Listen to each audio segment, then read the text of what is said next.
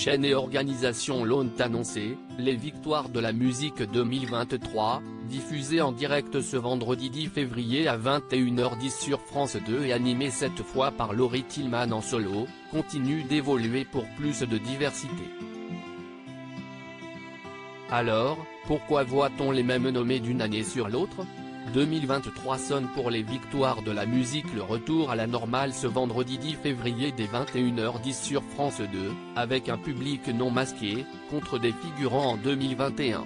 Mais aussi de nombreux artistes déjà présents, et parfois récompensés, avant la crise sanitaire cette fois encore en lice, Angèle, Pomme, Jeanne de.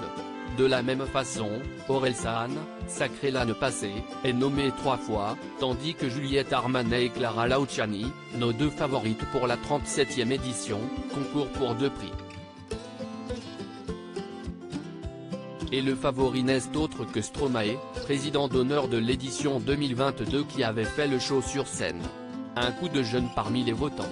Pourtant, en coulisses du show dédié à un homme de télé disparu il y a peu, plusieurs changements sont annoncés.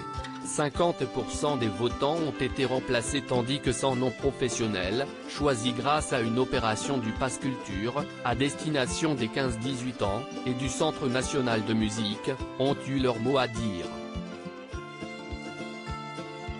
Pour ouvrir à d'autres résultats, chacun devait faire un choix multiple dans chaque catégorie au premier et second tour des votes, contre un choix unique auparavant.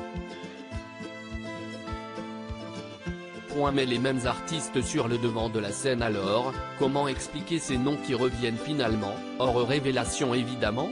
La durée d'exploitation d'un album est vraiment très longue. Et ceux qui ont remporté des prix en 2022 sont partis en concert par la suite.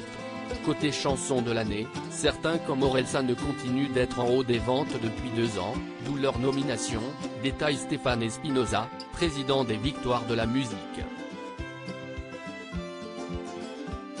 Tandis que d'autres, comme Benjamin Biolay et son album Sinclair, ne figurent nulle part dans la liste des nommés.